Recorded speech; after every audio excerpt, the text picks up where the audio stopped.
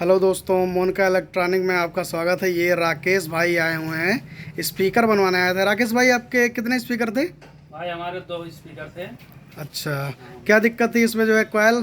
कोयल जल गई थी। अच्छा, अभी आवाज़ सही लग रही है? नंबर एक नंबर एक की आवाज़ है ना? एकदम मस्त संतुष्ट है। एकदम आवाज़ से? एकदम बढ़िया मस्त। परफेक्ट है ना एकदम आवाज़? बढ़िया। तो कस्टमर से आप क्या कहना चाहोगे? हमारे यहाँ मोनिका इलेक्ट्रॉनिक के पास आइए भाई, नहरिया पे, और बनवाइए ठीक है भाई, जो है आप भी आइए, अपने स्पीकर की जो है और मशीनों की रिपेयरिंग कराइए। और ये बहुत मस्त बनाते हैं भाई। हाँ, बाकी बुकिंग के लिए राकेश भाई से संपर्क संपर्क कीजिए। करिए। ठीक है, ओके।